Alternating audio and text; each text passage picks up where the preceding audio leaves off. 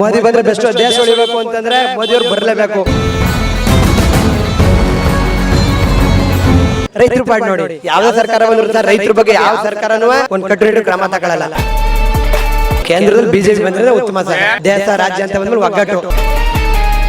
ಅವಲಂಬಿತವಾಗಿ ಓಟಾಗಿ ಗೆಲ್ಸ್ಕೊಟ್ಟವ್ರೆ. ಅದೇ ಬೇರೆ ಎಜುಕೇಶನ್ ಕೊಟ್ಟರೆ ಸರ್ ತುಂಬ ಅನುಕೂಲ ಆಗೋದು.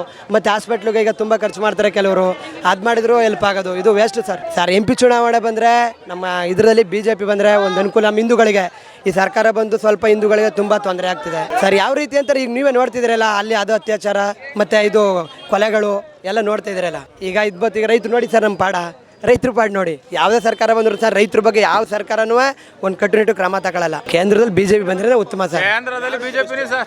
ಯಾವ ರೀತಿ ಬೆಸ್ಟ್ ಅಂದ್ರೆ ನೀವೇ ನೋಡ್ತಿರಲ್ಲ ಸರ್. ಇವಾಗ ನೋಡ್ತಾ ಇದ್ರಿ ನೀವೇ, ಒಂದಕ್ಕೊಂದು ಬೇರೆ ಪ್ರಾಬ್ಲಮ್ಮು. ಈಗ ನೀವೇ ನೋಡ್ತಾ ಇದ್ದೀರಾ, ಈಗ ಒಂದು ಶಾಲೆಗೆ ಹೋಗ್ಬೇಕು ಅಂದ್ರೆ ಜಾತಿ ಭೇದ ಮಾಡ್ತಾರೆ. ಯಾರು ಮಾಮೂಲಿ ಜನಗಳು ಯಾವ್ರಲ್ಲ ಸರ್. ಈಗ ಮುಸ್ಲಿಂ ಅವರು ಅವ್ರದ್ದೇ ಆದಂಥ ಸಂಸ್ಕೃತಿ ಇರ್ತದೆ, ಅವ್ರನ್ನ ಇದೇ ಥರ ಬಟ್ಟೆ ಹಾಕಿ ಬರ್ಬೇಕು ಅಂತಾರೆ. ಈಗ ನಮ್ಮ ಹಿಂದುತ್ವರು ನಾವು ಕೇಸರಿ ಮಾಡಬೇಕು ಅಂತಾರೆ. ಒಗ್ಗಟ್ಟಿರ್ಬೇಕು ಸರ್ ಅಷ್ಟೇ. ದೇಶ ರಾಜ್ಯ ಅಂತ ಬಂದ್ಮೇಲೆ ಒಗ್ಗಟ್ಟು, ಜಾತಿ ಭೇದ ಬರಬಾರ್ದು, ಒಗ್ಗಟ್ಟು. ಅದೇ ಸರ್. ಈಗ ನಡೀತಾ ಇರೋ ಪ್ರಕಾರ ನೋಡಿದ್ರೆ ಈಗ ಅದು ಸುಮ್ಮನೆ ಇತ್ತು ಆ ವಿಷಯ, ಈಗ ಮತ್ತೆ ಅದು ಉಟ್ಕೊಂಡೈತೆ. ಅದು ಮುಚ್ಚೋಗಿತ್ತು ತಾನೇ, ಅದು ಮತ್ತೆ ಉಟ್ಕೊಂಡೈತೆ. ಯಾವುದು ಹೇಳ್ತೀರಾ ಸರ್? ಮೋದಿ ಬಂದರೆ ಬೆಸ್ಟ್. ದೇಶ ಉಳಿಬೇಕು ಅಂತಂದರೆ ಮೋದಿಯವ್ರು ಬರಲೇಬೇಕು ಅಷ್ಟೇ. ಜೀವನ ಮಾಡ್ರೆ ಆಗ ದೇಶ ಇರ್ಲಿಲ್ವಾ? ಇತ್ತು, ಬಟ್ ಆದ್ರೂ ಇವಾಗ ಸರ್ ಅವಾಗಲೇ ಒಂಥರ ಸಿಚುವೇಶನು. ಆವಾಗ 10 ರೂಪಾಯಿ ತಗೊಂಡು, ಆವಾಗ 10 ರೂಪಾಯಿಲಿ ತುಂಬ ವ್ಯವಹಾರಗಳು ಮಾಡ್ಬೋದಿತ್ತು.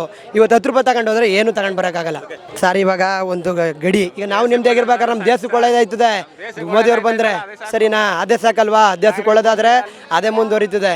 ದೇಶನೇ ಹಾಳಾಗೋಯ್ತು ಅಂದರೆ ಮಾರ್ಕೊಂಡು ಇದಾಗೋದ್ರೆ ಏನಾದ್ರೆ ಏನು ಮಾಡೋಕ್ಕಾಯ್ತದೆ?